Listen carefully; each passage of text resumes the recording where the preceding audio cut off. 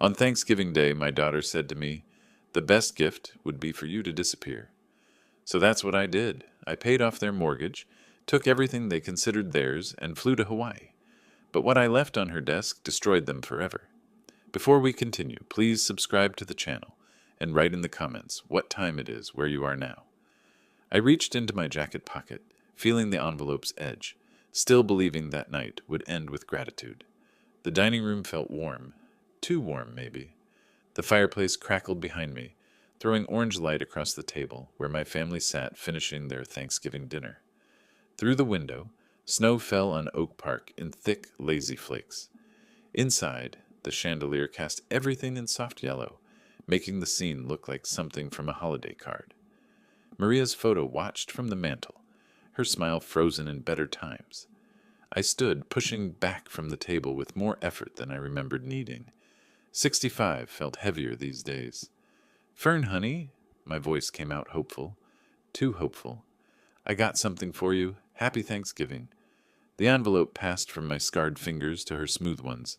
She took it without looking up from her phone, tearing the paper with her thumb while Sophie picked at her pumpkin pie, and Vernon sawed through another slice of turkey. Alex's screen glowed blue on his teenage face, reflecting nothing. $5,000. The check was generous, I thought. Enough to clear most of her credit card debt, the one she'd mentioned last month in that panicked call at 2 in the morning. Fern's eyes scanned the numbers. Her expression didn't change. Not a smile. Not even surprise. Just nothing. 5,000? The words came out flat, like I'd handed her a grocery receipt. "That's it?" My chest tightened. "Well, I figured it'd help with that credit card situation. You know what, Dad?" She looked up then, and her eyes were cold. Colder than the snow outside. Colder than anything I'd seen in 42 years of being her father. "The best gift would be when you're no longer around." Time did something strange. The fire's crackling faded to a dull roar in my ears. Vernon's knife stopped mid-cut. Sophie's fork hung in the air. Alex's thumbs froze on his screen. But Fern's face stayed perfectly still, like she'd just commented on the weather. I tried to speak. My mouth opened, but no sound came. My hands started trembling, so I gripped the back of my chair. The leather felt cold and distant under my palms, like everything else suddenly felt distant. The room tilted slightly, or maybe that was just me. Had I heard her right? "What?" The word barely made it past my lips. "You heard me." Fern set the check down on the table. Not in her purse, not in her pocket. Just down, like it was trash. "You're always here, always hovering, always controlling everything with your money. We can't breathe with you around." The fire popped. A log shifted, sending up sparks. "Fern, maybe—" Vernon started, but his voice died the moment she turned her head. "Shut up, Vernon." She didn't even look at him. Her eyes stayed locked on me. "Dad needs to hear this. He needs to understand that we have our own lives, our own plans, and he's always in the way." "Grandpa," Sophie's small voice barely registered, 15 years of mortgage payments, 15 years of showing up when they called, fixing what broke, covering what they couldn't. The numbers started adding up in my head, even as I stood there, watching my daughter explain why the world would be better without me in it. "I just wanted to help," I said quietly. The words sounded weak even to me. "Help?" Fern laughed, but there was no humor in it.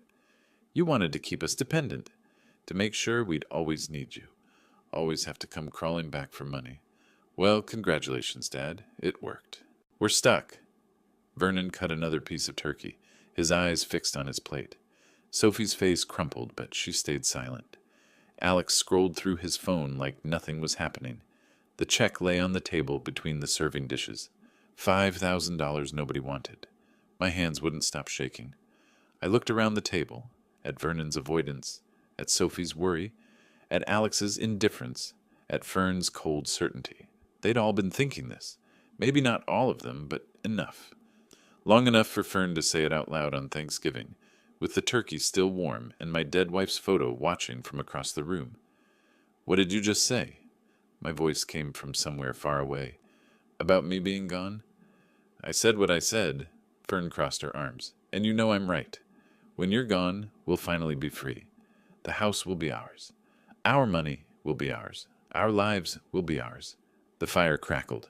Snow pressed against the windows. The chandelier's light felt harsh now, exposing every crack in the facade I'd built, every illusion I'd maintained about what my family actually thought of me. I pushed back from the table slowly, feeling every one of my 65 years in my knees, my back, my chest, where something tight and painful had taken root. I think I need some air. The words came out steady, which surprised me. Everything else was shaking. My hands, my vision, my understanding of who my daughter was, but my voice held. I turned toward the kitchen, away from the table, away from Fern's cold eyes and Vernon's cowardice, and the check that represented 15 years of my life rendered worthless. The kitchen door was only 10 feet away, but it felt like miles. Behind me, Fern said something else, but the words blurred into the fires, crackling, and my heart's pounding. I walked toward the kitchen, each step deliberate, leaving my family at the table with their turkey and their truth. The kitchen door swung shut behind me, muffling the dining room behind it. Fluorescent lights hummed overhead, harsh and clinical after the warm glow of the chandelier. I went straight to the sink, gripping the counter's edge with both hands. The laminate dug into my palms. Outside the window, snow piled up on the back fence, each flake adding to the weight. My reflection stared back from the dark glass. An old man with gray hair and confused eyes. I turned on the cold water, splashed my face. The shock helped. Not much, but enough to pull me back from wherever I'd been drifting. She'd said it. My daughter had actually said the world would be better with me dead. I splashed more water, letting it drip from my chin into the sink full of dirty prep bowls and spatulas. The turkey smell mixed with dish soap, sweet and chemical. My hands found a towel, dried my face mechanically. The door slammed open. "Don't you walk away from me!" Fern's voice ricocheted off the tile walls. She crossed the small space in 3 strides, grabbed the sponge from the sink, and started attacking the dishes with sharp, angry movements. Plates clattered, water splashed. The sound was aggressive, deliberate. I turned slowly. "I needed a moment, Fern. What you said, that was hurtful." "Hurtful?" She laughed without humor, scrubbing harder. "You want to talk about hurt? Try living under your shadow for 40 years. Try having a father who thinks every dollar spent is a chain around your neck." "That's not," I started, but she cut me off. "I've spent my entire adult life hearing about your sacrifices. The house, the bills, the kids' school supplies, the car repairs, everything you've done for us, over and over, like we asked for it." "You did ask." My voice came out quiet, steady. "Every time you called at 2 in the morning because the furnace broke. Every time Vernon lost another job and you needed help with rent. Every time. We needed help because you made sure we'd need help." The sponge flew back into the sink with a wet slap. She turned to face me fully, water dripping from her hands. "You bought the house in your name. You pay the mortgage so you can hold it over us. You set it up perfectly, didn't you? Keep us dependent, keep us grateful, keep us trapped." The refrigerator hummed in the sudden silence. Outside, a car passed, its headlights sweeping across the snowy yard. "I bought the house because you couldn't afford it," I said. "You and Vernon were 3 months behind on rent. You had a 6-month-old baby. What was I supposed to do?" "Let us figure it out ourselves." Her voice rose. "Maybe we would have been fine. Maybe we didn't need you swooping in to save us. But you couldn't stand that, could you? You needed to be the hero. You needed us to owe you." She moved closer, and I saw something in her face I'd never seen before. Not anger, not frustration, something harder, something that had been building for years while I'd been too busy paying bills to notice. Her finger jabbed into my chest, once, twice. Each poke punctuated her words. "You, wanted, us, dependent." I stepped back against the counter. "Fern, that's not true. I wanted to help my daughter raise my grandchildren in a safe place. Or you wanted to make sure we could never leave." Another jab. "Make sure we'd always be right here under your thumb, needing you. Because what would you be without us needing you, Dad? Just a lonely old man in an empty house." The words hit harder than her finger. I raised my hands, not in defense, just surrender. "Is that really what you think, after everything?" "I think—" She paused, breathing hard. The anger in her face shifted to something else, something that looked almost like pain but harder. "I think you need to hear this. Mom would have wanted you to hear it. Don't." My voice came out sharp. Don't bring your mother into this. Why not? She knew. She knew you were like this. Controlling, always needing to be the center of everything, always making it about your sacrifices. Your mother? I stopped, swallowed hard. Your mother would be ashamed to hear you talk like this. Fern's face went red.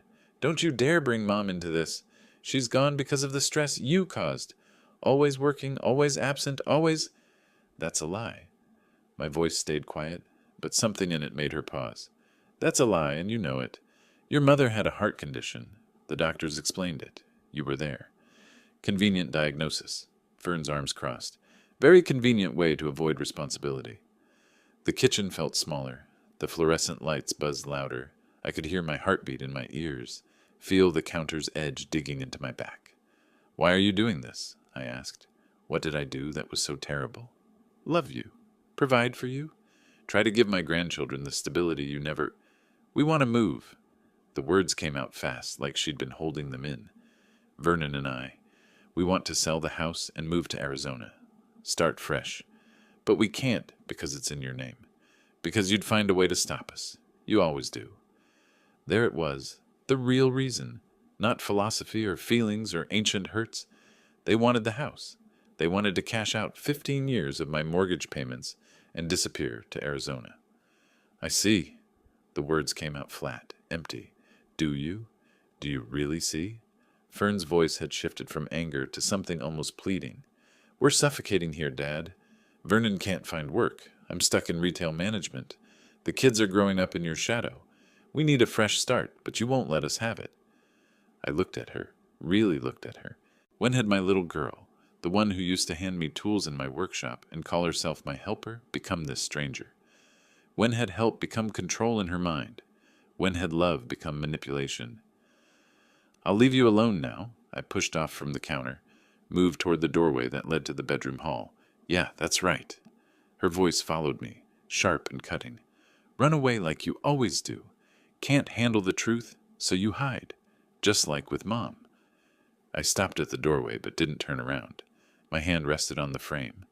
The house, my house, the one I'd poured 15 years into, suddenly felt like a cage, but I couldn't tell anymore who was trapped in it.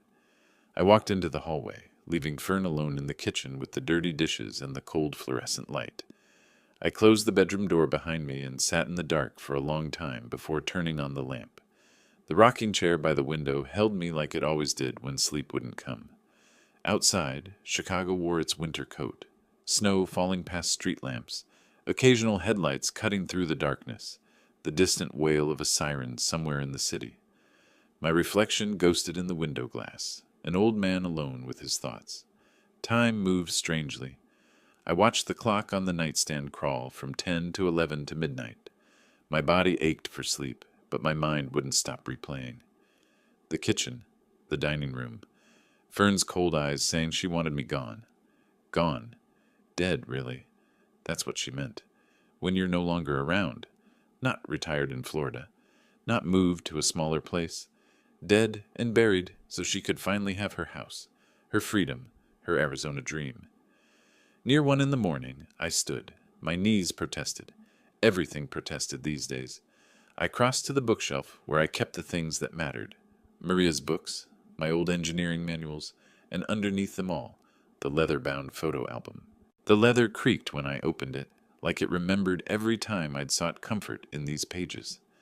The first photo showed Maria in her wedding dress, 1982, her smile so bright it seemed to light up the faded color. My younger self stood beside her, 23 years old and stupidly optimistic about everything ahead. Next pages, baby Fern, her tiny fist wrapped around my finger. Toddler Fern at the playground, her face full of joy as I pushed her on the swings. 5-year-old Fern in my workshop, wearing one of my old hard hats that swallowed her whole head, handing me a wrench with such seriousness. I stopped on one particular photo. Maria holding Fern, maybe 3 years old, both of them laughing at something off camera. Yellow sundress on Maria. That dress. She wore it to everything important. Fern's kindergarten graduation, school plays, parent-teacher conferences. In the photo, Fern looked at the camera with pure, uncomplicated love. When did it change? I traced my finger over Maria's face, careful not to smudge the old print. Maria's face in that photo, I whispered to the empty room. She was smiling, holding baby Fern. Back then, Fern looked at me like I was a hero. The question haunted me. When did Daddy become Dad become burden? Was it after Maria died 8 years ago, leaving me to navigate Fern's grief alone? Was it when she married Vernon, when financial problems became the language of our relationship? Or was it gradual, death by 1,000 small betrayals I'd been too busy to notice? I closed the album slowly, feeling its weight. My hands caught the lamplight, scarred, calloused, marked by decades of construction work. The burn scar on my right thumb from the welding torch incident in '98. The permanent calluses from gripping tools. The white line across my left palm where a piece of sheet metal had sliced deep during the Henderson Building project. Every mark told a story of providing. Every scar was a payment made. 15 years. 15 years of mortgage payments. I did the math that night, sitting in my rocking chair while Chicago slept. $600 a month average over 15 years. $287,000 total, not counting the credit card bailouts, 3 of them totaling another $18,000. Not counting the car repairs, the emergency loans, the kids' school supplies, the medical bills when Vernon's insurance lapsed. None of it repaid. None of it even acknowledged, apparently. Just expected. Worse than expected. Resented. I thought about Maria's words, ones she'd said so often I could hear her voice. Lem, don't let people mistake your kindness for weakness. She'd say it when contractors tried to underbid me, when neighbors asked for favors they never returned, when Fern started calling more often as an adult, but only when she needed something. I finally understood what she meant. Standing, I walked to the window and pressed my forehead against the cold glass. The city stretched out below, thousands of lights representing thousands of lives. People who probably also struggled with when to help and when to stop helping, when sacrifice became enabling, when love became a weapon used against you. I thought I was building a legacy, I said to my reflection. Turns out I was building a prison for myself. But here's what Fern didn't understand, what Vernon couldn't see, what maybe even I hadn't fully grasped until tonight. I hadn't created their dependency to trap them. I'd created it because I loved them. Because when your child calls crying at 2 a.m, you help. When your grandchildren need winter coats, you buy them. When the furnace breaks in January, you fix it. I'd done what fathers do, what I thought fathers were supposed to do. They'd taken it and twisted it into something ugly, something selfish on my part, when the selfishness was theirs all along. They wanted the house, my equity, my investment, my 15 years, wrapped up in a neat Arizona package, and I was the obstacle. That night, sitting alone in my bedroom while my family slept, or pretended to sleep, or hid from me, I decided something. I was done being invisible in my own life. I didn't know how yet. Didn't know what shape my response would take. But standing there with the cold glass against my forehead and Maria's photo watching from the nightstand, I felt something shift inside me. Something that had been bending for years finally snapped clean. I turned from the window and looked at my bedroom, my sanctuary, the one space that was truly mine. Then at Maria's photo on the nightstand, I picked up the silver frame, its weight familiar in my scarred hands. I'm sorry, Maria, I whispered to her frozen smile. I tried. I really tried with her. Setting the photo down carefully, I moved to the bed and sat on its edge. Exhaustion pulled at me now, but it was different than before. Not the exhaustion of defeat. Something else. Something that felt almost like relief. I couldn't change the past, couldn't undo Fern's words, or take back my years of sacrifice, but I could control what happened next. The decision was made, even if the plan wasn't.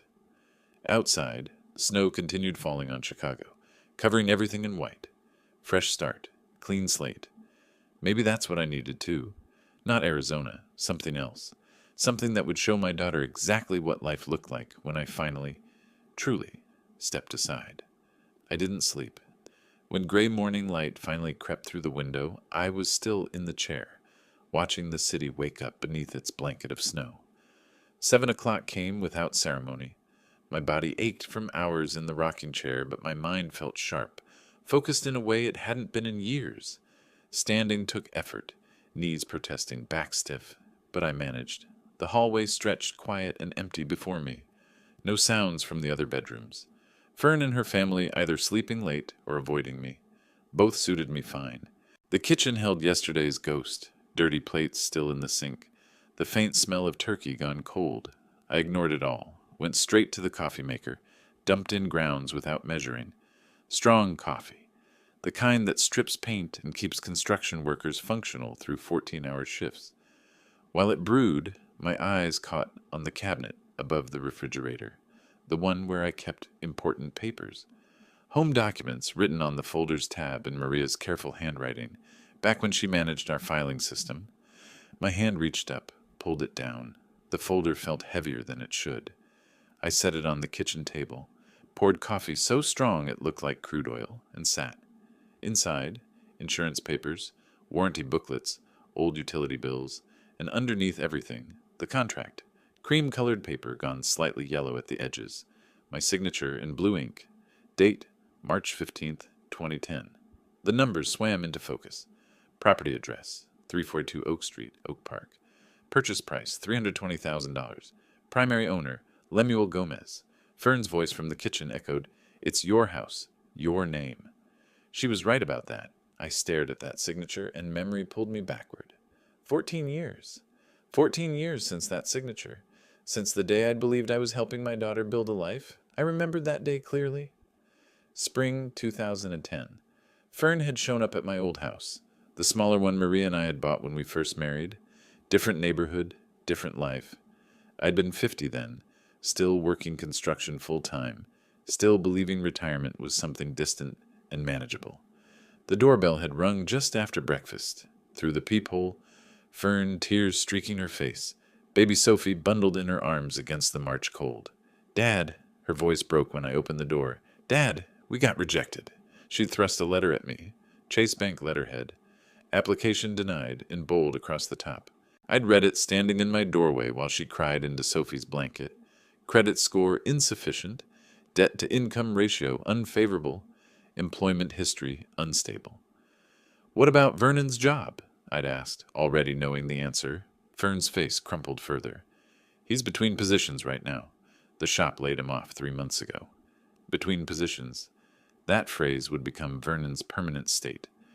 "Please, Dad, the kids need a stable home. We found this perfect place in Oak Park. Good schools. Safe neighborhood. We just need help with the down payment. Maybe co-signing." Sophie had chosen that moment to grab my finger with her tiny fist. 6 months old. All innocence and trust. I'd looked at that baby, at my daughter's desperate face, and felt my resolve crumbling. "How much do you need?" "Just co-sign. I promise we'll pay you back once Vernon finds something steady." We'd driven to Chase Bank together that afternoon. The loan officer, a professional woman in her 40s, with a no-nonsense haircut, had reviewed our situation with clinical efficiency. Papers spread across her desk. Computer screens glowing. Numbers that seemed enormous then. Routine now. "Mr. Gomez." She'd looked at me over her reading glasses. "Since you're the primary income source with established credit, we'll list you as the primary owner. Your daughter will be a co-resident." I'd hesitated. Primary owner, not co-owner. The distinction felt important, but Fern had been bouncing Sophie on her knee, making the baby giggle, and I'd thought, what does it matter? Family takes care of family. "That's fine." I'd signed where she pointed. "Family takes care of family." Fern had hugged me tight when we left the bank, Sophie sandwiched between us. "Thank you, Daddy. You're the best. I promise we'll make you proud." Daddy. That was the last time she'd called me that. The coffee had gone cold in my hand. I was back in 2024, sitting at the kitchen table, staring at that signature from a different life. The contract's fine print suddenly seemed larger, clearer than it ever had before. Primary owner, Lemuel Gomez. Property address, 342 Oak Street, Oak Park, Illinois. Co-resident, Fern Gomez Vernon. Mortgage term, 30 years. Monthly payment, approximately $1,600. I pulled out my calculator, the old one with the big buttons that I'd used for construction estimates. 15 years of payments, 12 months per year, $600 average monthly payment. The numbers added up cold and clear. $287,000, not counting interest rate fluctuations, not counting the times I'd paid extra when they'd fallen behind on utilities, not counting the 3 credit card bailouts totaling another $18,000, not counting Vernon's emergency car repairs that somehow always happened right before Christmas. I took a fresh piece of paper from the drawer, listed it all out in neat columns, the way I used to calculate material costs for building projects. Mortgage payments, $287,000 credit cards, $18,000 car repairs, $12,000 school supplies to clothes, $8,000 emergency loans, $15,000 miscellaneous bailouts, $9,000 total, $349,000 over 15 years. Not a single dollar repaid, not even acknowledged, just expected, then resented, then finally weaponized against me. Vernon's between positions had become permanent unemployment. Fern's promises to pay me back had become accusations of control. My help had become their prison, somehow. I wrote on the notepad in capital letters, "House taught mine," legally, completely. The words stared back at me. Fern had meant it as an accusation when she'd said, "your house," but she'd accidentally told the truth. It was my house, my name on the deed, my money in every nail and shingle. Mine. Footsteps creaked overhead. Someone was awake. I gathered the papers quickly, slid them back into the folder, stood. My legs felt steadier now. Purpose had a way of strengthening old bones. I walked back to my bedroom, folder clutched like a weapon, past the hallway mirror, and saw myself, a 65-year-old man with gray hair and tired eyes, but standing straighter than I had in days. Behind me, the house stretched out, my house, every inch of it earned, and ahead lay a course of action I hadn't fully formed yet, but felt crystallizing with each step. The bedroom door closed behind me with a soft click. I put the folder on my nightstand, next to Maria's photo. Her smile seemed knowing, almost approving. I had proof now. Legal proof. Financial proof. Moral proof, if such a thing existed. What came next was just logistics. I needed professional confirmation of what I already suspected. The phone call from my bedroom felt clandestine, which was ridiculous. This was my house, my decision, my right. But I kept my voice low anyway. Mark Rivera's number was on a business card tucked into my wallet, slightly worn from years of carrying it. We'd worked together 2 decades ago when his firm handled contract law for the construction company. He'd gone solo since then, built a practice that let him keep Saturday hours for friends who needed them. "Mark Rivera?" "Mark, it's Lem Gomez. I need legal advice." I paused, choosing words carefully. "Can you see me today?" A brief silence, then, "Lem?" "Sure, buddy. What's going on? You sound—" "I'll explain in person, please. Come by at 10 tomorrow. Saturday work for you?" "Perfect." I hung up before he could ask more questions. That gave me Friday to avoid my family and prepare what I'd say. "How do you explain to your lawyer that your daughter wished you dead and you're planning to take everything back?" The words didn't exist yet, but I had 24 hours to find them. Friday crawled by like an injured animal. I stayed in my bedroom mostly, made excuses about not feeling well, when Sophie knocked to ask if I wanted lunch. The kid's voice sounded worried, which bothered me more than Fern's continued silence, but I couldn't explain, not yet, not to anyone. I spent the afternoon on my laptop researching Illinois property law, terms I'd never needed to know before: tenancy at will, month-to-month occupancy, primary ownership rights, eviction procedures. The legal language was dry as dust, but underneath it all was a simple truth. The person whose name was on the deed had power. Period. Friday night, I lay awake again. Not from grief this time, but from planning, calculating. By dawn Saturday, I had my approach mapped out. 7:30 in the morning, I showered for the first time in 2 days, put on good clothes, the charcoal slacks and blue button-down I'd worn to Maria's funeral, respect for Mark's time and maybe for the seriousness of what I was about to do. Grabbed the folder and my wallet. The house was quiet as I left. If anyone heard me go, they didn't emerge to ask questions. Oak Park to downtown Chicago via the Blue Line took 30 minutes. I boarded at the Harlem station, found a seat by the window, and watched the city transform as we traveled east. Residential blocks gave way to industrial zones, then to the dense urban core where buildings scraped sky and Lake Michigan spread like a steel mirror. Other passengers ignored me. Standard Chicago train etiquette. A mother with 2 kids. A teenager with headphones. A man in a suit reviewing documents. All of us cocooned in our separate purposes, hurtling underground toward whatever needed handling. The Washington stop put me 2 blocks from Mark's building. I climbed to street level and got hit with November wind coming off the lake, sharp enough to make my eyes water. Walked fast, folder tucked under my arm like classified materials. The building was all glass and steel, the kind that screamed, success. Marble lobby. Security desk with a board guard who waved me toward the elevators after I signed in. 28th floor. My ears popped during the ascent. The elevator opened to brass letters. Rivera and Associates. Small practice, but quality. A receptionist who looked fresh out of college smiled professionally. "Mr. Gomez, Mark's expecting you. Go on back. Second door on the right." Mark's office had the view I'd expected.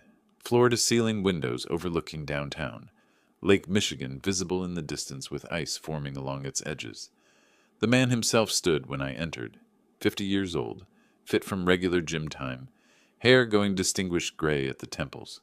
We shook hands. His grip was firm, concerned. "Lem, sit!" He gestured to the leather chair across from his desk. "Want coffee? You look like you could use it." "I'm past coffee, Mark." I sat, pushed the folder across the polished wood surface. "I need answers." He settled into his chair, pulled the folder closer, opened it. His expression shifted from casual to professional as he scanned the first page. "Put on reading glasses. Read in silence except for the occasional rustle of paper and a low that could have meant anything." Minutes passed. Outside, a helicopter crossed the skyline. Inside, I watched Mark work, checking details against something on his computer screen, probably the Illinois property database, knowing him. He made notes on a legal pad in handwriting that looked like controlled chaos. Finally, he leaned back, removed his glasses, rubbed the bridge of his nose. "Lem," his voice carried weight. "Legally speaking, this property is entirely yours." Something in my chest loosened. "Validation. Explain that." Mark tapped the contract. "Primary owner. Your name, your credit, your financial responsibility. Your daughter is listed as a co-resident, which is essentially a tenant designation. She has no ownership stake. You've been making every payment for—" He checked his notes. 15 years. Can I take it back?" He blinked. "Take it back?" "Lem, you never gave it away. They're essentially tenants living in your property. What exactly are you asking?" "What if I want them out?" Mark whistled softly, set down his pen. "That's heavy. They're family. Family that told me—" I stopped, reconsidered. "But if I couldn't tell my lawyer, who could I tell? Family that told me the best gift would be when I'm no longer around. My daughter said that, to my face, on Thanksgiving." The office went very quiet. Even the city noise from 28 floors below seemed to pause. Mark stared at me, professional mask slipping to show genuine shock. "She said that?" Word for word. He picked up his pen again, clicked it twice. A thinking habit I remembered from years ago. "Okay, you have every legal right to do this. Illinois law requires notice for eviction. Standard is 30 days without cause. Can I do it faster? They're month-to-month residents without a formal lease, correct?" I nodded. "Then technically you can give them as little as 14 days. 2 weeks. But Lem—" He leaned forward. "Are you absolutely sure? This is permanent. Family doesn't come back from something like this." I thought about Fern's cold eyes, Vernon's passive enabling, 15 years of being their safety net, then their scapegoat, then their wished-for corpse. More sure than I've been about anything in a long time. Mark studied me for a long moment, then nodded once. "All right, I'll draft the notice. Needs to be formal, in writing. Specify the date they must vacate. Where will you be during all this?" "Somewhere warm." I hadn't thought it through completely, but the words felt right. Away from all this cold. Away from everything. Hawaii? Florida? Somewhere like that. He turned to his computer, fingers flying across the keyboard. The printer hummed to life behind him. "I'm drafting this now. You'll need to serve them personally, or have it delivered by certified mail. Make sure you document everything. Dates, times, witnesses if possible." I watched the printer spit out pages, legal language that would sever 15 years of obligation, 2 weeks' notice that would free me from 3 decades of being the family bank. Mark signed the bottom, slid it across the desk. I'll hold this until you're ready to serve it. Once you hand this over, there's no taking it back. They'll have 14 days from receipt to vacate the premises. I took the envelope, felt its weight. Light as paper, heavy as consequences. Thank you, Mark. Don't thank me yet. He stood, came around the desk, put a hand on my shoulder. Just make sure you're ready for whatever comes next. Family wars get ugly fast. It's already ugly. We shook hands again. His grip conveyed something beyond professional courtesy, respect maybe, solidarity between men who understood that sometimes walking away was the only move left. I walked to his office door, envelope in hand, future secured in writing. Behind me, Mark called out, "Lem? Yeah, for what it's worth, I think you're doing the right thing." I turned, met his eyes. That makes one of us. But I was lying. Standing there in that 28th floor office with the city sprawled below, and legal power clutched in my hand, I felt more certain than I had since Maria died, maybe more certain than I'd ever felt. The door closed behind me with a soft, final click. The train ride back felt different. I had legal certainty now, and an envelope in my coat pocket that would change everything. By the time I reached Oak Park, it was nearly noon. I grabbed lunch at a small diner near the station, coffee and a sandwich I barely tasted, trying to plan next steps. The envelope from Mark sat in my inside pocket like a concealed weapon, loaded, ready. But one more thing needed handling first. Home by 2 o'clock. The house greeted me with silence that felt intentional. No sounds from upstairs, no television noise. The kitchen counter held a note in Fern's handwriting. Went to Outlet Mall. Back tonight. F. Perfect. Hours alone. I took off my coat, hung it carefully, walked to my bedroom, tucked Mark's envelope into my nightstand drawer underneath the photo of Maria, then returned to the living room, to the desk where my old computer sat gathering dust. The machine took forever to boot up, 5 years old, whirring like it resented being disturbed. While it loaded, I made tea, ritual, calm. Sat in the desk chair and looked around the room. This house, my house, every mortgage payment a brick in walls they'd taken for granted. My online banking loaded slowly. Password twice before it accepted me. Then, account summary. Pension account, 187,340 nas. Enough, more than enough. I picked up my phone, found the bank's customer service number on a billing statement from the Home Documents folder. Dialed. Got greeted by an automated system. Thank you for calling Chase Bank. For account information, press 1. For credit card services, press 2. I pressed through the menu, waited, hold music, some generic jazz that was supposed to be soothing but just grated. The clock on the wall ticked. My tea cooled. Outside, shadows lengthened as afternoon progressed. 8 minutes later, a voice. Chase Bank, this is Patricia. How may I help you today? Professional. Friendly. Completely unaware she was about to facilitate my escape. I need information about my mortgage account. I rattled off the account number from memory. 15 years of payments had burned it into my brain. Certainly, sir. Let me pull that up. Can I have your social security number on the answer to your security question? I provided both. She verified my identity with practiced efficiency, keys clicking on her end.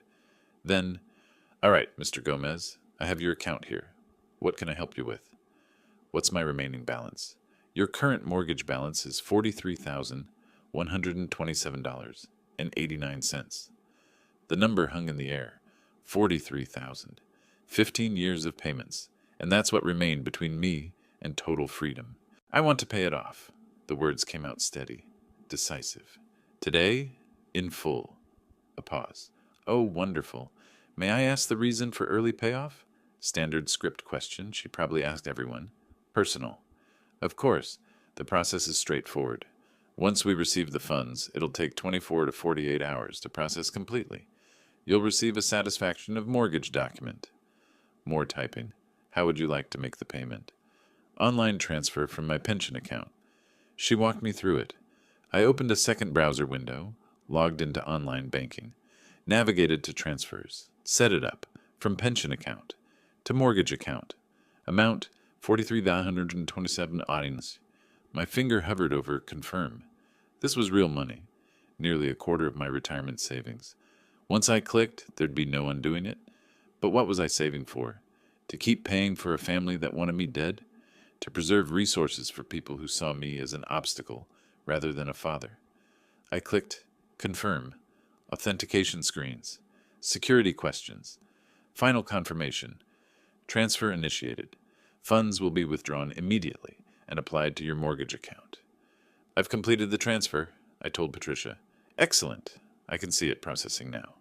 Mr. Gomez, just to confirm, the property at 342 Oak Street. Oak Park will be fully under your name with no co-owners once this processes. That's correct. Just me. Congratulations on paying off your mortgage, sir. It's quite an achievement. Thanks. We exchanged pleasantries and she disconnected. I sat staring at the computer screen. The transfer confirmation showed pending. 24-48 hours for completion. A ping from my email. I opened it. Your mortgage payment of $43,127 has been received and is processing. You will receive final documentation within 2 business days. I hit print. The printer wheezed to life, spat out the confirmation. I held it, reading and rereading. The words were simple but carried weight that physical objects shouldn't possess. Paid in full, pending final processing. Walking to the filing cabinet felt ceremonial. I opened the Home Documents folder, slid the confirmation in with the original contract, closed the drawer, returned to the couch and just sat there, holding the printed page, letting it sink in. 15 years of payments, $287,000 total with interest. And in one afternoon, one phone call, one button click, I'd taken back what was always mine. The house was mine. The control was mine. The power was mine. For the first time in years, maybe decades, I felt like I was holding the cards instead of being played. Afternoon sun streamed through the windows, turning dust motes into floating gold. The house settled around me with creaks and sighs. Familiar sounds I'd heard 1,000 times, but never really listened to. These were my walls, my floors, my decision. I looked at the printout again. Property address, 342 Oak Street. Owner, Lemuel Gomez. Mortgage, paid in full. When Fern had said your house like it was an accusation, she'd handed me the solution without realizing it. She was right. It was my house. Legally, financially, completely. She'd just never understood what that meant. A car door slammed outside, distant. Probably a neighbor. But it pulled me back to reality. The family would return eventually. I needed to hide evidence, act normal, wait for the right moment. I stood, folded the printout, tucked it back in the filing cabinet, closed and locked the drawer, pocketed the key. When I turned around, the room looked exactly as it had an hour ago. Nothing visible had changed, but everything had changed. I walked to the window, looked out at Oak Park in late afternoon light. Snow melted slowly on sidewalks. A kid rode a bike down the street. Normal life continuing while mine transformed completely. Another car door, closer this time. Voices, Fern's sharp tone carrying even through glass. They were back. I smoothed my face into neutrality, checked my reflection in the window. The man looking back appeared calm, composed. They'd never guess what I'd done while they were buying things they didn't need with money they didn't have. The front door opened. Footsteps. Shopping bags rustling. Sophie's voice asking Vernon something about dinner. I remained at the window, just another old man watching the world go by, waiting for night to fall. Saturday night, I stayed in my room while the family watched TV downstairs. Their voices drifted up through the vents. Laughter at some show, Vernon's occasional comment, Sophie asking for popcorn. Normal family sounds from a family that had stopped being mine somewhere along the way. I sat in my chair by the window, tickets to Hawaii still hidden in my nightstand drawer, and waited for Sunday. Morning came cold and gray. I woke at 6:30 to silence. They were sleeping late after their shopping expedition. Perfect. I dressed in layers, thermal shirt, sweater, heavy coat.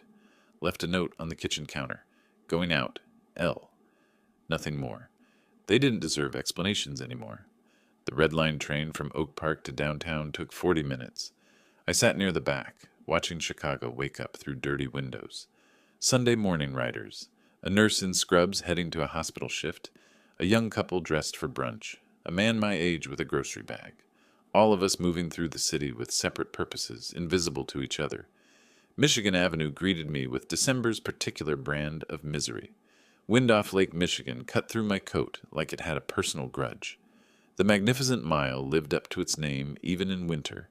Massive stores with elaborate window displays, holiday lights strung between buildings, tourists bundled against the cold taking selfies with shopping bags. I walked with no destination, hands deep in pockets, just needing to be somewhere that wasn't home. Past Macy's with its animated holiday windows. Past Tiffany's where engagement rings sparkled under spotlights. Past families emerging from brunch. Kids hopped up on pancakes. Parents looking exhausted but content. The crowd made me invisible, which felt right. Nobody looked twice at an old man in a gray coat walking alone on a Sunday morning. I could have been anyone. I could have been nobody. Then I stopped. The travel agency storefront wasn't particularly large, wedged between a luggage store and a Starbucks. Pacific Dreams Travel in blue letters above the door. But the window display hit me like a physical force. A poster. Enormous. Maybe 6 feet wide. Escape to Paradise, Hawaii, $7,999, in bold yellow letters across the top. Below, Waikiki Beach at sunset. Turquoise waters so clear you could see the sandy bottom. Golden sand stretching to impossible palm trees. Sky painted in oranges and pinks that didn't exist in Chicago's gray December palette. A woman walking into the surf, her back to the camera, arms outstretched like she was embracing the ocean itself. I stood there on Michigan Avenue, wind whipping around me, staring at that poster like it was showing me a different planet.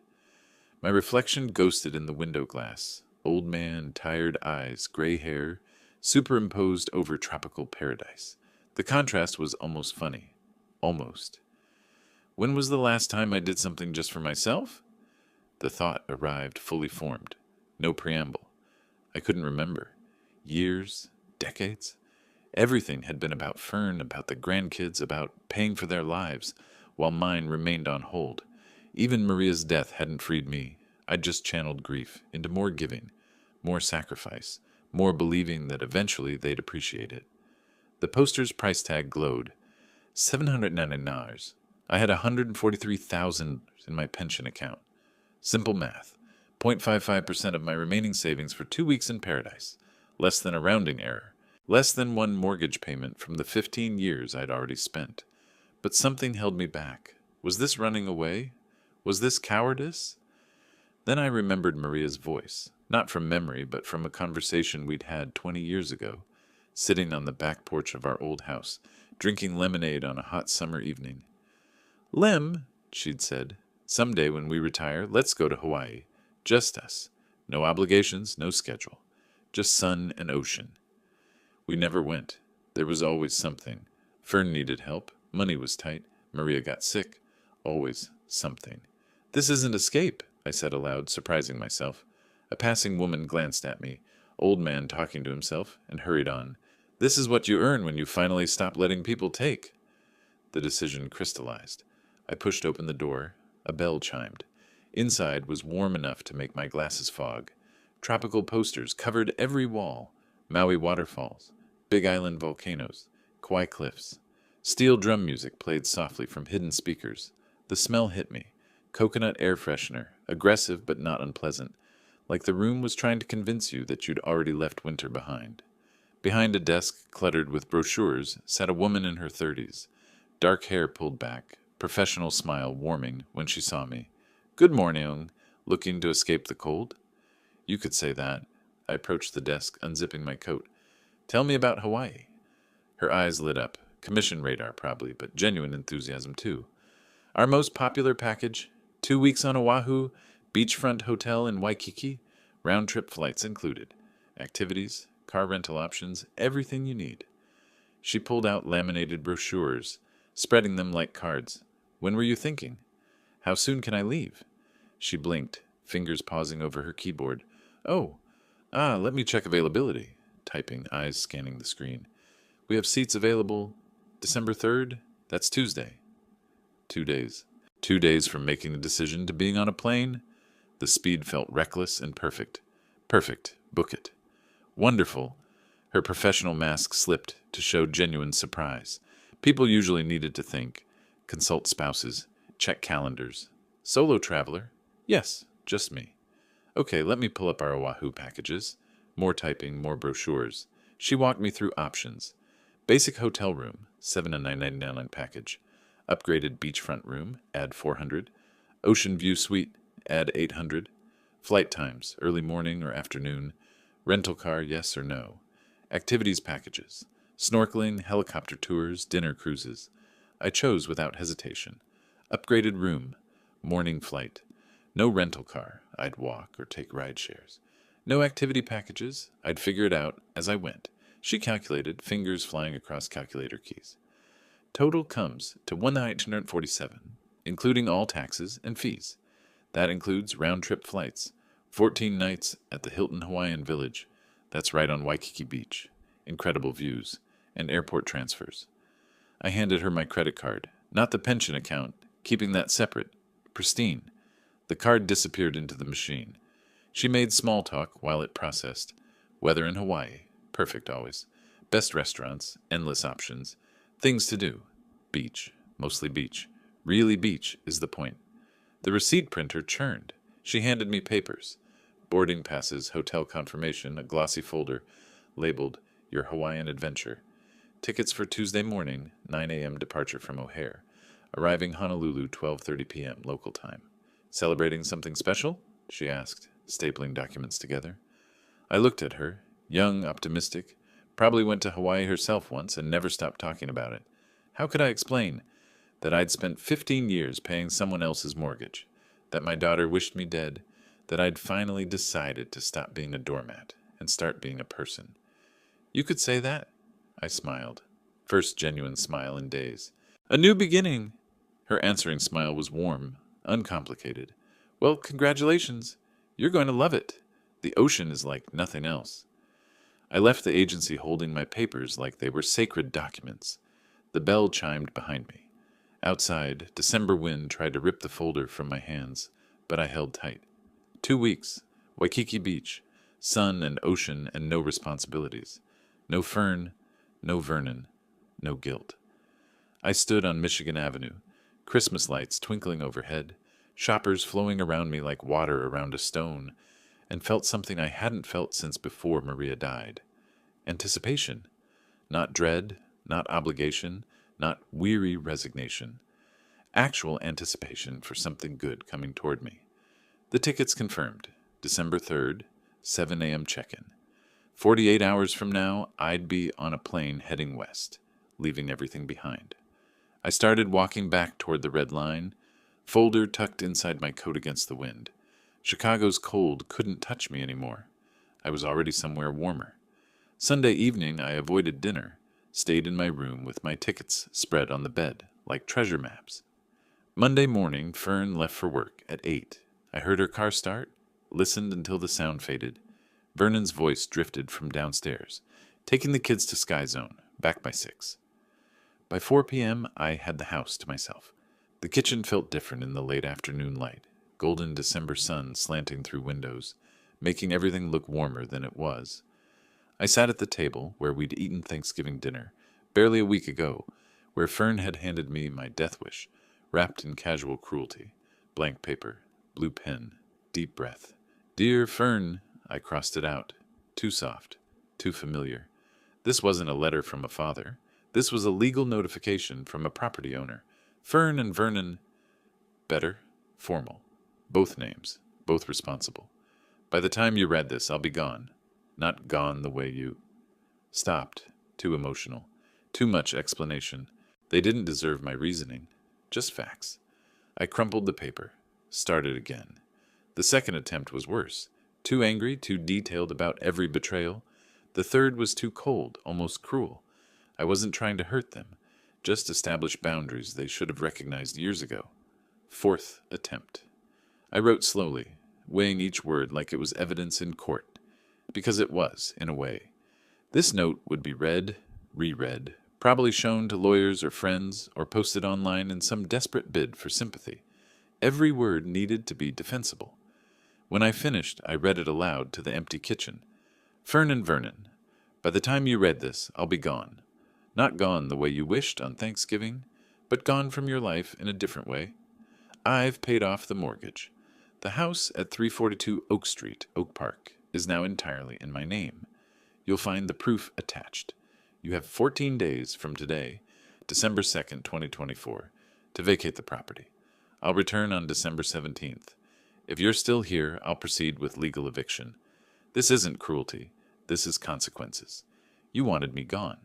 Now you're gone. But on my terms, not yours. I've spent 15 years sacrificing for you. $287,000 in payments. Countless hours of worry. And what did I get? A wish for my death. I'm going to live my life now. The life I put on hold for you. Don't try to reach me. I won't answer. Lem Gomez.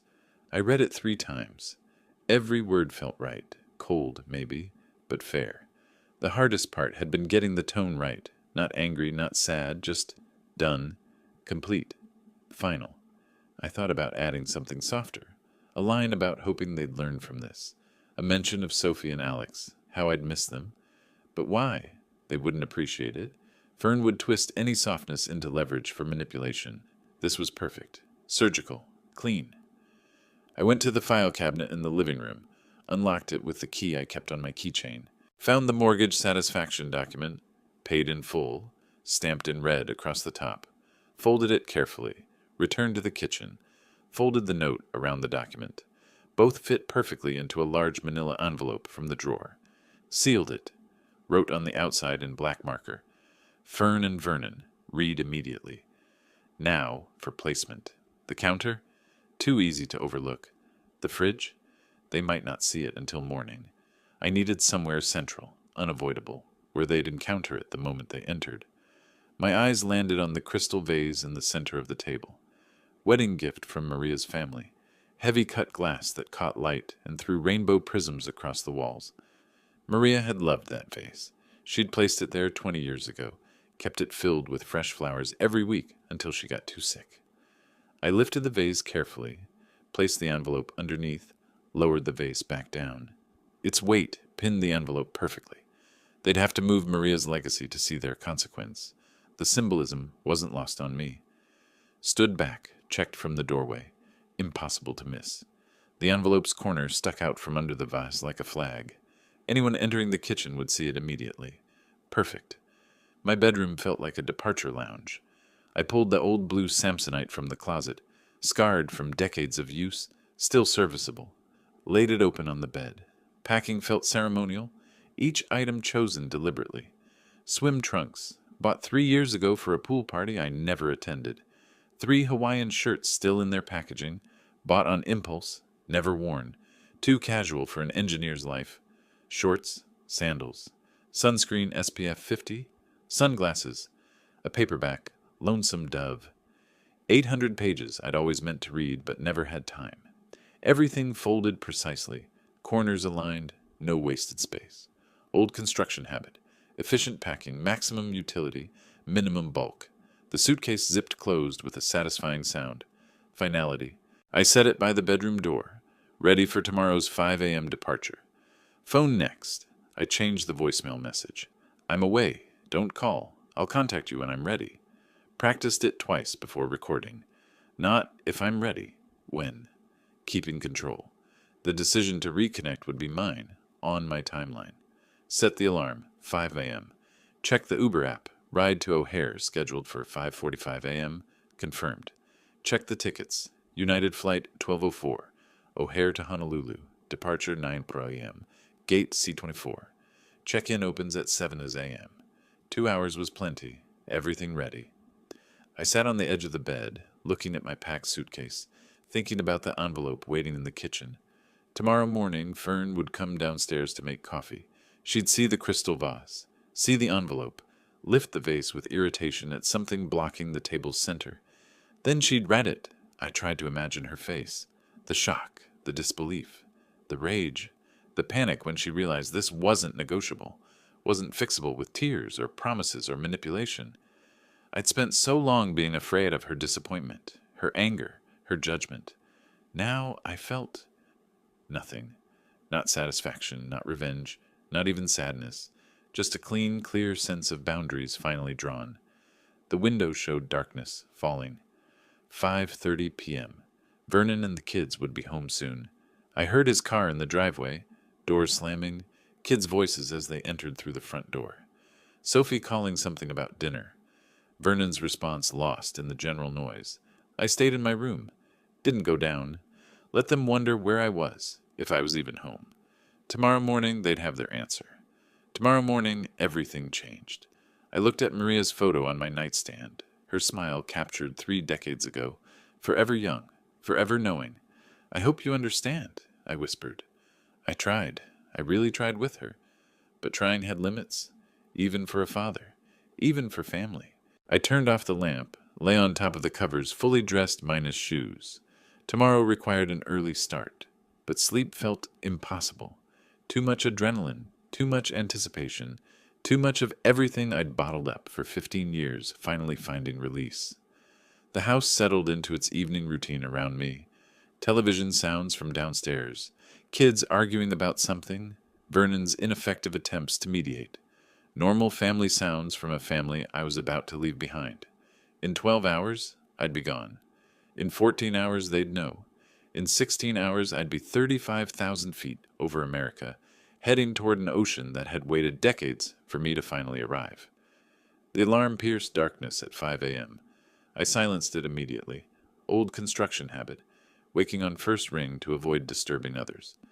Ironic now, given that disturbing them was exactly my intention. Dressed in the dark, jeans, t-shirt, jacket, comfortable clothes for a long flight. My hands found each item by memory.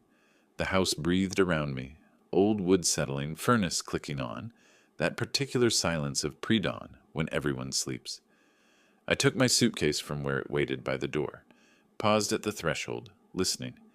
Down the hall, Vernon's snoring, thick, rhythmic, the sound of a man who'd never lost sleep over anything important. Beyond that, nothing. Sophie and Alex dead to the world on a school morning they wouldn't be attending.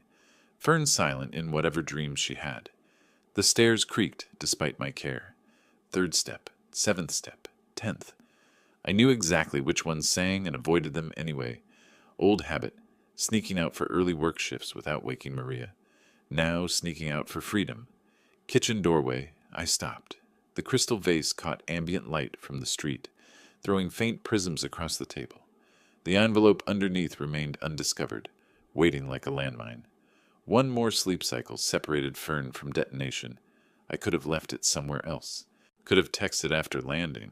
Could have done this 1,000 gentler ways. But gentle had gotten me nowhere for 15 years. I turned away, walked to the front door, opened it carefully.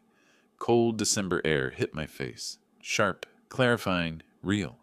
Closed the door behind me with a soft click that sounded like punctuation. Final sentence. Paragraph break. End of chapter. The Uber waited. White Toyota Camry. Driver named Ahmed according to the app. 30s maybe. Tired eyes in the rearview mirror. He helped with my suitcase without comment.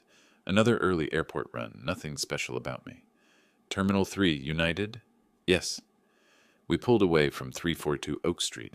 I looked back once. The house sat dark, except for a single porch light I'd forgotten to turn off. Windows black, secrets sleeping inside, one family's comfortable lies about to become uncomfortable truth. Then we turned the corner, and it disappeared.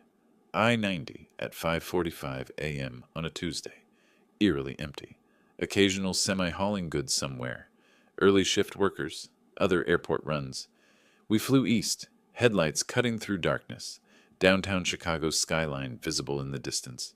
Lit towers against lightning sky, indifferent to individual human dramas playing out in its shadow. Ahmed didn't talk, which I appreciated. The radio played soft jazz. I watched Chicago pass. Industrial zones, suburbs, airport hotels, finally the massive terminals of O'Hare rising like spacecraft about to launch. Terminal 3, United. Ahmed helped with my bag, accepted the tip I'd added through the app, drove off.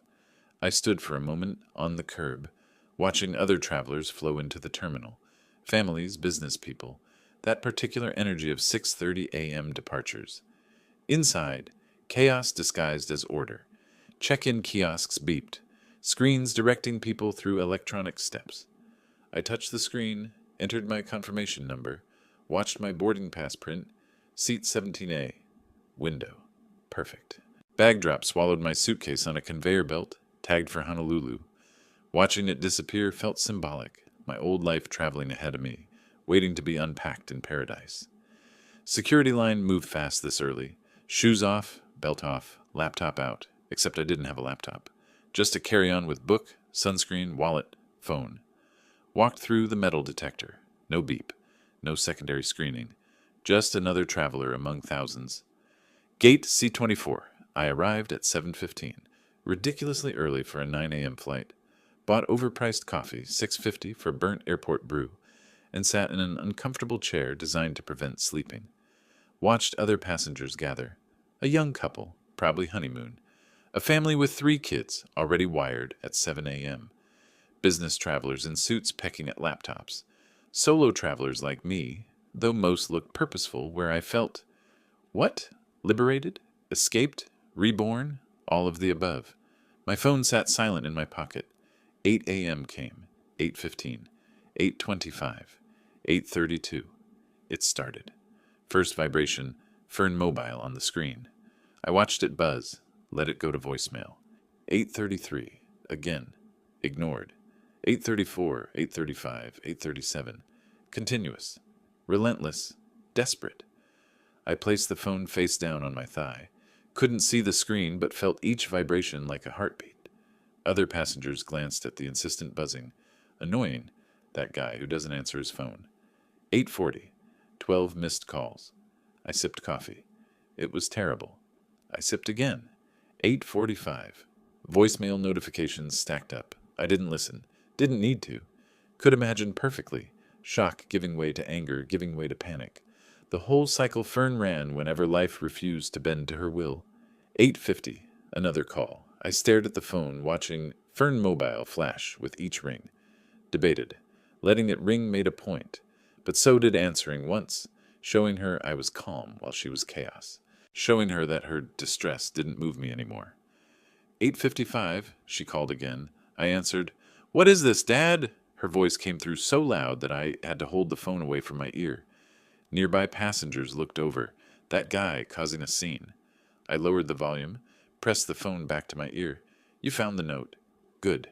You can't do this. This is our home." Calm. Stay calm. "No, it's my home. Check the documents."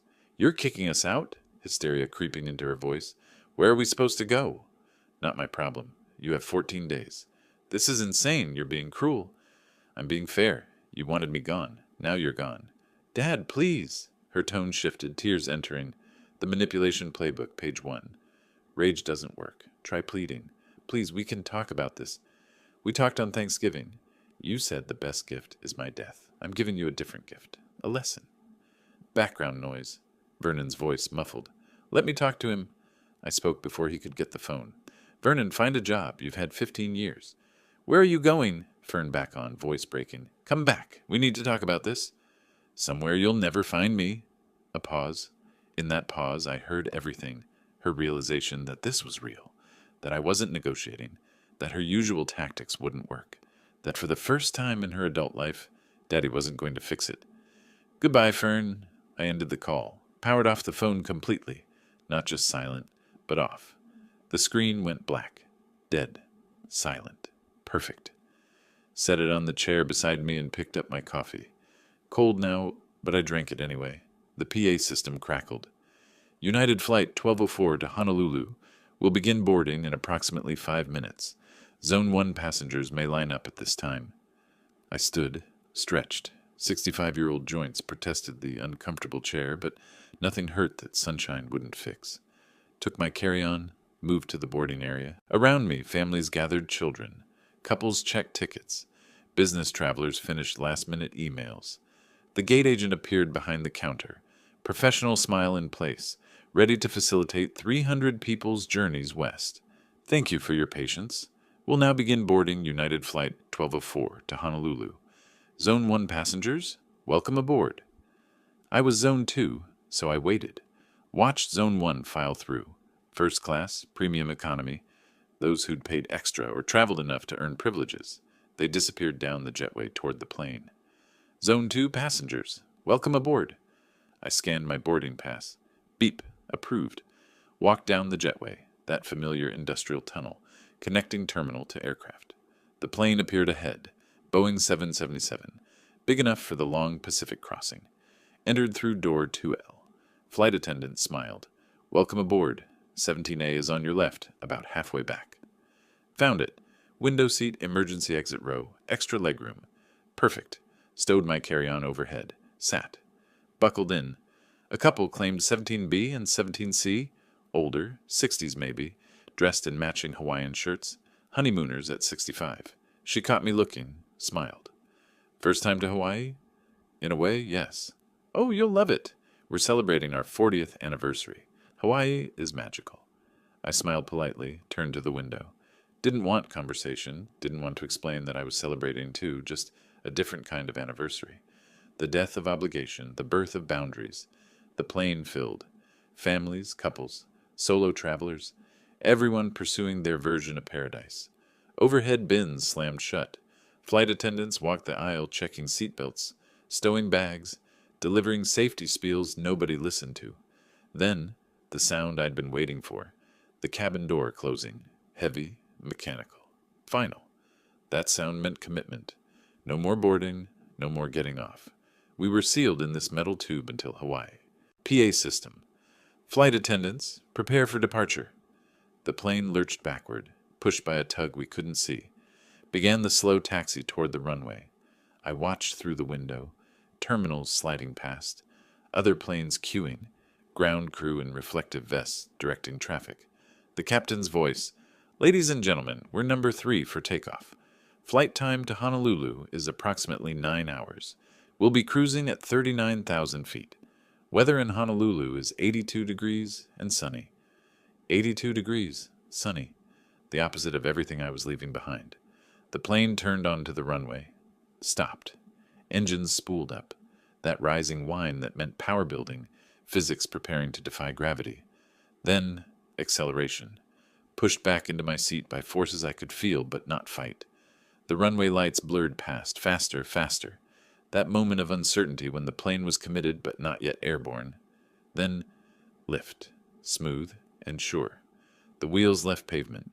Chicago began falling away below. Banking left, climbing, the city spread out beneath us.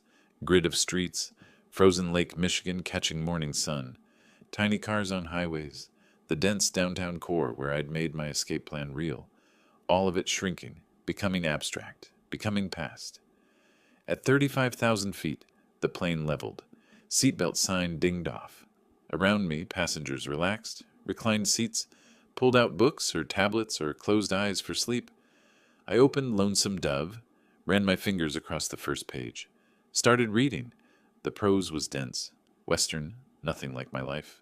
Perfect. Flight attendant appeared. Something to drink? 9:45 a.m. Early for alcohol, but vacation rules applied. Tomato juice, please. She poured it over ice, handed it across. I'd never liked tomato juice before. Never tried it, really. But today felt like a day for new experiences. I sipped.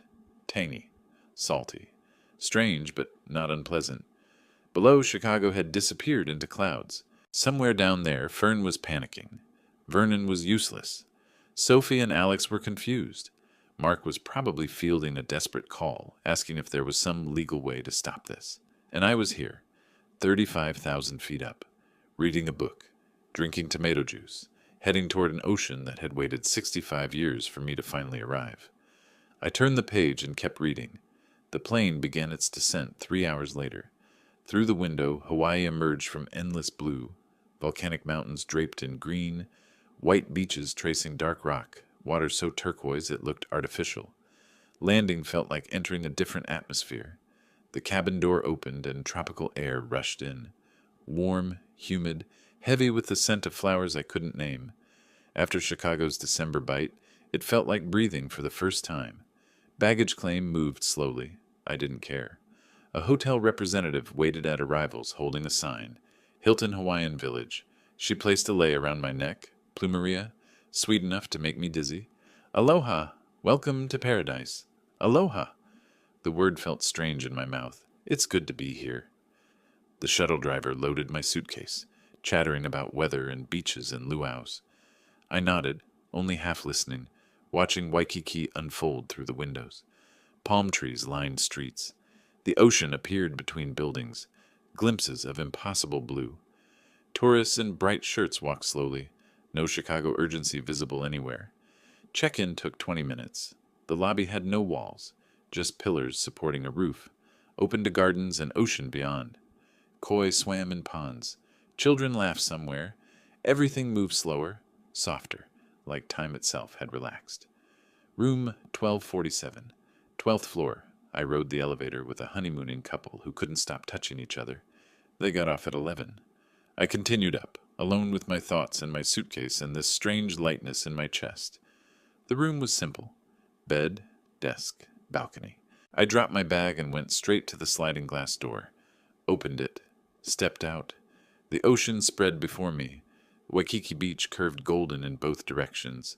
Waves rolled in, steady as breathing. Surfers dot the water like punctuation marks. Diamond Head Mountain rose to my right, volcanic and ancient and indifferent to human drama. I stood there breathing. Just breathing. In and out. Salt air. Plumeria from my lei. Sunscreen from somewhere below. The sound of waves doing what they'd done for millions of years before I arrived, and would do long after I left. Nobody knew where I was. Nobody needed me. Nobody could take from me. The first day I did nothing. Literally nothing.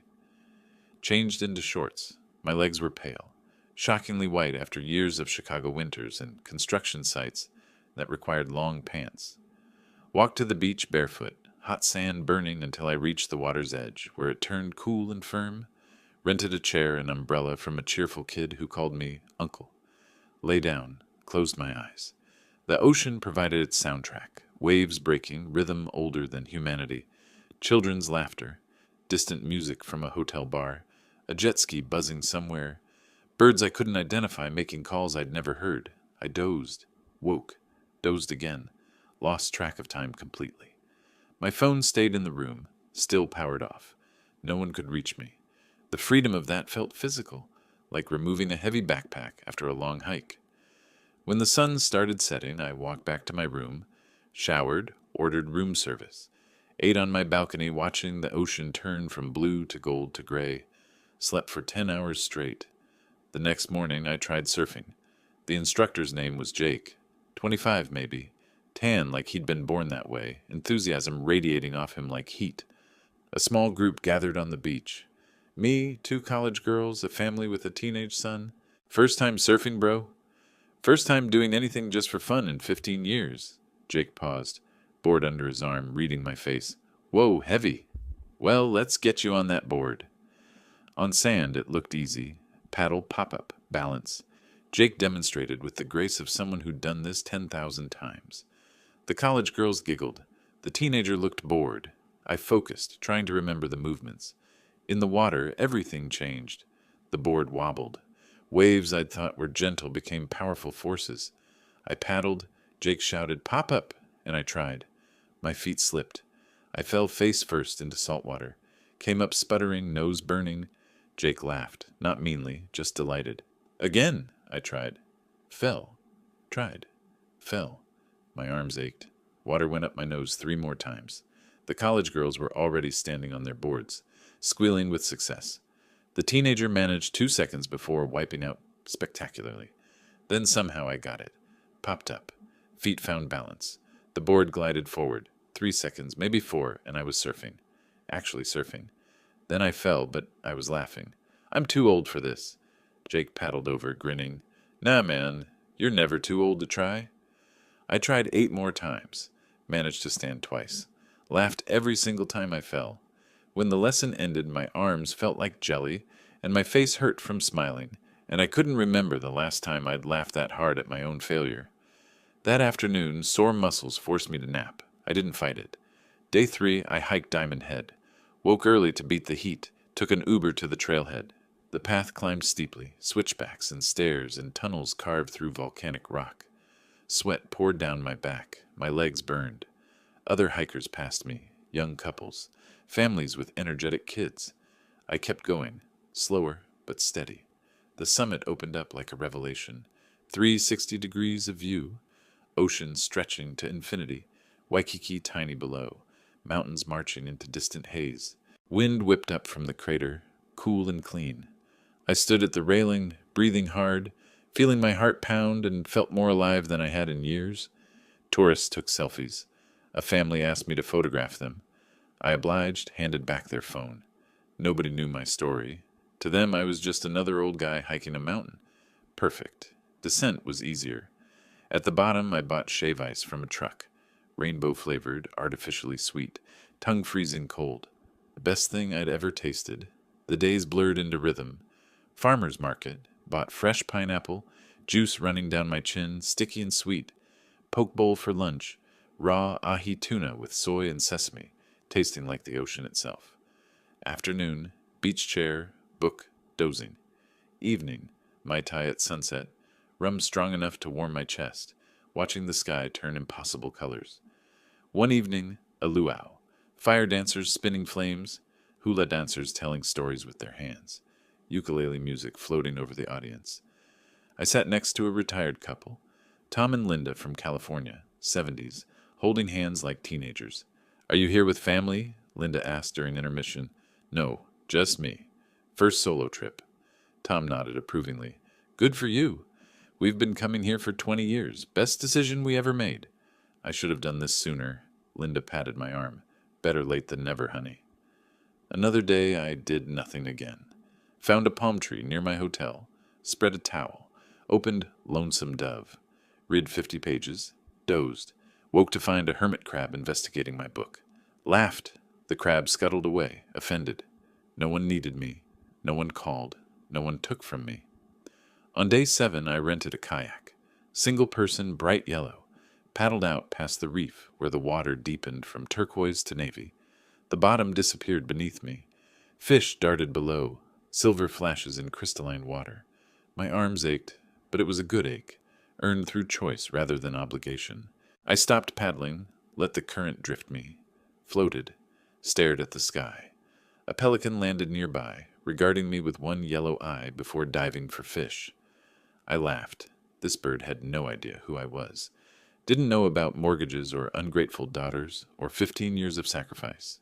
Didn't care. Just wanted fish. That evening, back at the hotel, I showered sand off for the dozenth time and smiled. Found myself smiling more. Ordered Ono fish for dinner, local catch, perfectly grilled. The waiter was friendly without being intrusive. The beer was cold. The sunset was free. Halfway through my meal, I realized I'd been here a week, 7 days. Only 7 more until I had to return. Didn't want to go back. Not yet. At the Hotel Business Center, I found a brochure. Big Island Volcano Tours, day trip available. Pictures showed red lava, volcanic craters, steam vents, something wild and raw and completely unlike anything in Chicago. I picked up the brochure, looked at my laptop, could book a flight for tomorrow. Inter-island flights ran constantly. Just a quick hop over, see the volcano, come back same day. Why not? I opened the laptop, pulled up the booking site, and started typing. I woke early the next morning, packed a small backpack, and caught the 7 a.m. inter-island flight to Kona. The plane was tiny, propeller-driven, maybe 30 seats. Rose quickly over Oahu, banking west toward the Big Island visible in morning haze. 45 minutes later, we descended over black lava fields that looked like the moon had fallen into the Pacific. Rental car desk, quick process. Young woman handed me keys to a white sedan. Volcano Park is about 2 hours northeast. Road's good, but watch for rain up in elevation. The drive revealed Hawaii's strange geography. Coastal desert giving way to rainforest, giving way to volcanic wasteland. I climbed from sea level to 4,000 feet. Temperature dropped. Mist appeared, then real rain, heavy enough to need wipers. Hawaii Volcanoes National Park. I paid the entrance fee, took a map, followed signs to Kilauea Crater, parked in a half-empty lot, grabbed my jacket, actually cold up here. December rain and elevation conspiring against tropical paradise. The crater viewpoint took my breath. Massive caldera, maybe a mile across, dropping into earth like a wound. Steam vents hissed along the edges. Deep in the center, red glow visible even in daylight. Active lava lake, churning and molten. A park ranger gave a talk to gathered tourists. Young guy, early 20s, enthusiastic about geology. The volcano is both creator and destroyer, he explained, gesturing toward the crater. It gives life to these islands, but demands respect. Everything you see here was built by fire and violence. Sounds familiar, I muttered. The ranger turned, caught my eye. Personal experience? You could say I'm rebuilding after an eruption. He nodded like that made perfect sense. Maybe it did. I walked the rim trail, feeling heat radiating from Earth. Sulfur smell, sharp, like rotten eggs, mixed with rain and volcanic rock. The ground felt warm under my feet, almost alive. This mountain had destroyed towns, created new land, killed and birthed simultaneously for millennia. Standing there, I understood something. Destruction wasn't always bad. Sometimes it cleared the way for new growth. Sometimes you had to burn down the old structure before building something better. I took photos, not for social media, just for memory. Proof I'd stood at the edge of creation. The drive back was quiet. I returned the car, caught the evening flight to Oahu, landed at Honolulu as the sun set. Exhausted but exhilarated. Next day I rented a car again. Exploring had gotten under my skin. Drove north, H1 to H2, roads I'd memorized from tourist maps. North Shore waited at the end. Famous surf beaches, small towns, life moving at island pace. Halewa town was all surf shops and shrimp trucks. I bought garlic shrimp from a painted truck, ate standing in a parking lot, grease dripping onto pavement. Best meal of my life in that moment. Sunset Beach lived up to its name. December brought big winter swells, 20-foot waves thundering against shore. Pro surfers rode them like they were playing with death. I sat on volcanic rocks for an hour, watching. Those surfers smiled the whole time, riding waves that could kill them. That was living. Bought another shave ice. Different flavor this time, orange. Drove back south, stopped at a roadside fruit stand. Bought a papaya from an old Filipino man who didn't speak much English. Paid, smiled, drove on. A week ago, I couldn't have enjoyed this. Too raw, too angry. The beauty would have felt like mockery, paradise existing while my life crumbled. But now I could appreciate it. The anger had burned out somewhere between surfing failures and volcano heat. What remained was simpler. Freedom. Pearl Harbor visit came next. Early morning, booked tour, solemn place. USS Arizona Memorial sat over the sunken battleship, oil still leaking after 80 years. Tears of the ship, guides called it. I walked the white memorial, reading names etched in marble. Boys, 18, 19, 22. Died doing their duty. Real sacrifice. Not the kind that gets taken for granted. At Pearl Harbor, I thought about sacrifice. Real sacrifice, not the kind that's expected and exploited. These sailors never had a choice about their fate. I'd had choices all along. Took me 65 years to make the right ones. Moment of silence. Not prayer, just respect. Quiet acknowledgement that some things matter. Left feeling reflective. Bought a small history book from the gift shop, something to remember. My last full day arrived faster than I wanted. Didn't book any tours. Instead, walked to an ABC store, ubiquitous Hawaiian convenience stores, bought a small notebook. Found my palm tree again, the one where the hermit crab had visited. Sat with pen and paper. Started writing. Not a diary, just thoughts. I came here to escape. I'm leaving with a plan. Listed possibilities. Sell house or keep and rent. Smaller apartment. Return to Hawaii. Longer stays monthly. Part-time consulting, engineering, my choice of projects. Volunteer somewhere, dating. The thought felt strange but not impossible. First time in years I was thinking about wants, not obligations. What did I want to do with the rest of my life? I collected shells while thinking. Small ones, worn smooth by waves. Sophie used to love shells. Brief pang, missed my grandkids, but didn't linger on it. They'd still be there when I was ready to reconnect. If I was ready.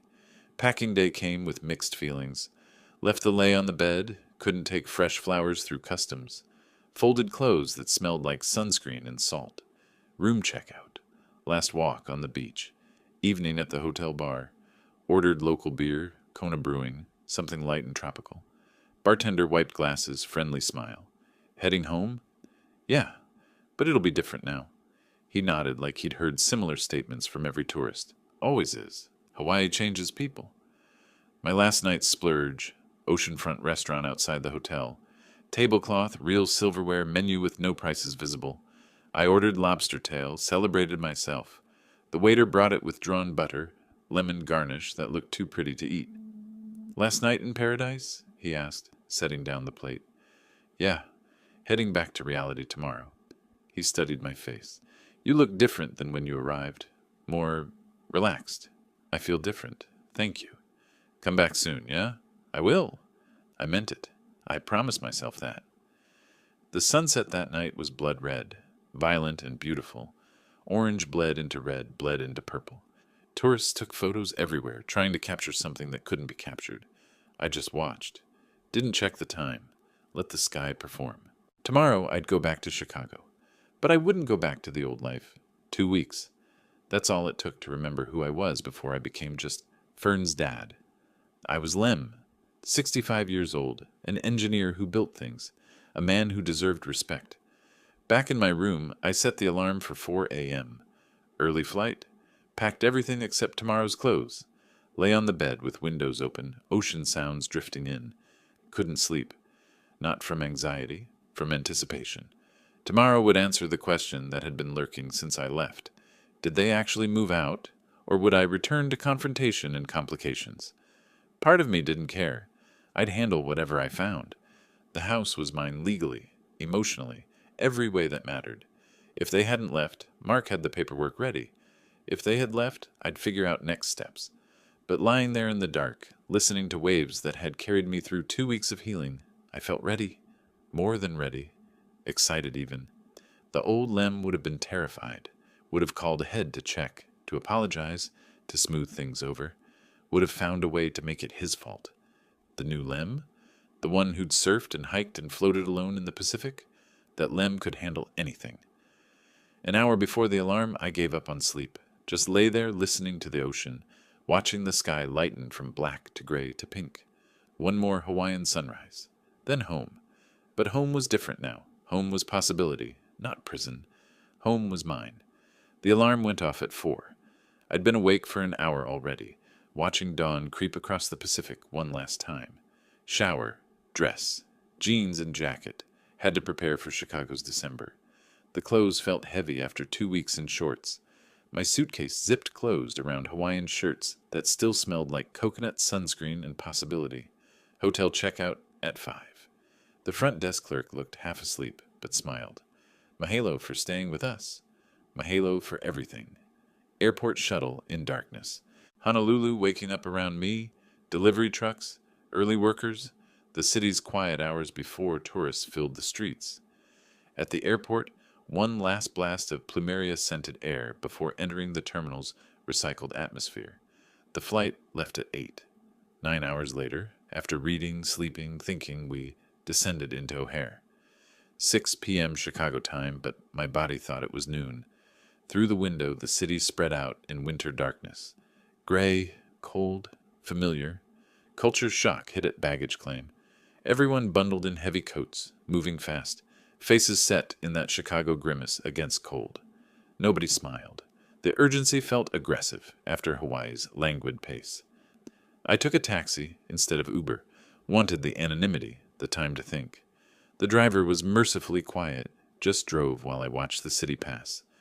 I-90 to I-290, highway lights blurring orange in the dark. Oak Park appeared, streetlights making snow look golden. Where exactly? 3428 Oak Street. My hands started trembling. First time in days I'd felt nervous. What if they hadn't left? What if the house was trashed? What if... We turned onto my street. I leaned forward, squinting through the windshield at my driveway. Empty. No cars. Relief flooded through me so strongly I almost laughed. This is it. I paid, tipped generously, feeling generous, and stood on the sidewalk with my suitcase. The house looked dark. Windows blank. Driveway empty of Vernon's old sedan.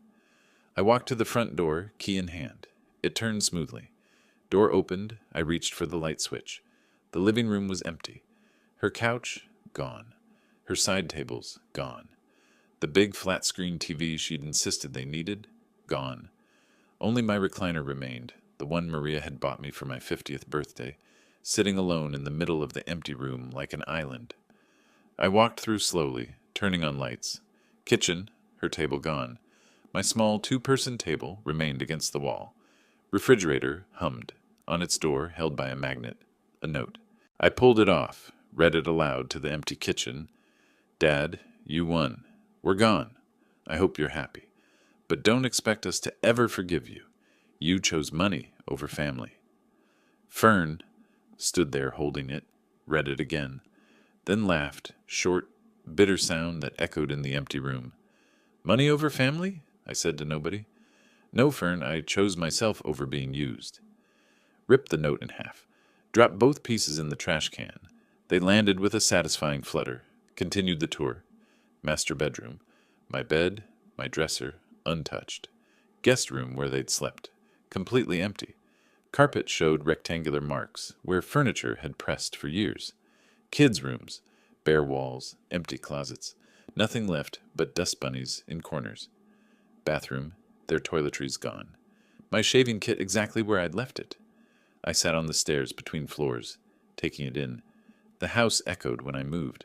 Bigger now, emptier.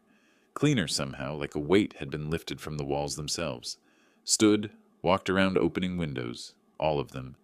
December cold rushed in, biting, fierce, cleansing. Let it blow through, clearing out 15 years of resentment. My phone, turned off since the plane, sat in my pocket. I took it out, powered it on for the first time in 2 weeks. Messages flooded in. 14 voicemails, 8 texts, all from Fern and Vernon. Didn't listen, didn't read. Deleted everything, blocked both numbers. The phone went silent again. Sat in my chair, Maria's chair, and called Mark. He answered on the second ring. Lem, you're back? They're gone. Pause. How do you feel? Lighter, like I can breathe again. What's next? I looked around the empty room at the windows showing Chicago's December night, at the space that was finally, truly mine. I'm thinking, maybe sell this place, get something smaller, or spend more time in Hawaii. I don't know yet. But I have options. You deserve it, buddy. You really do. Thanks, Mark. For everything. We talked for a few more minutes. Logistics, legal questions, next steps, but mostly just friends checking in. When I hung up, the silence felt good. Peaceful. Mine. Made coffee for the first time in weeks. Stood at the kitchen window while it brewed, watching lights across Oak Park, cars passing, lives being lived, the city indifferent to my small victory. The coffee tasted like home. I took it to the living room, sat in my chair, looked at the space around me. The house was empty, but for the first time in years, it felt like mine. I walked through each room again, slower this time. No Vernon's mess, no Fern's complaints, no tension humming under every interaction. Just silence. Pulled up photos on my phone. Hawaii. Surfing wipeout. I was laughing in the shot, halfway off the board. Diamond Head summit selfie. Sweaty and grinning. Sunset from the farewell dinner. Sky impossibly red. 2 weeks. That's all it had taken to remember I was more than a bank account. More than a doormat. They thought I'd crumble. That I was too old. Too soft. Too dependent on them for purpose. They were wrong. The sunset in that photo was just a beginning. I opened Maria's photo drawer. Small chest in the bedroom where I kept things I couldn't throw away. Found her picture, the one from our 40th anniversary. Her smile, captured forever at 61, before the illness took her. I did it, Maria. My voice sounded strange in the empty house. I chose myself. Finally. Set the photo down gently. Felt like she'd approve. Like maybe she'd been waiting for me to find this strength all along. 65 years old. A house in my name. A tan from Hawaii. And a plan for the rest of my life. Fern wanted me gone. She got her wish. But not the way she expected. I won. Not because I was cruel, but because I finally chose me. Chicago stretched outside my window, gray and beautiful and full of possibility. Tomorrow, I'd start planning, maybe call a realtor, maybe book another Hawaii trip, maybe both. But tonight, I just stood here and breathed. The house was empty. My life was full. Tomorrow, I'd start planning. Tonight, I just stand here and breathe. If you like this story, please like this video, subscribe to the channel, and share your impressions of this story in the comments. To listen to the next story, click on the box on the left. Thank you for watching,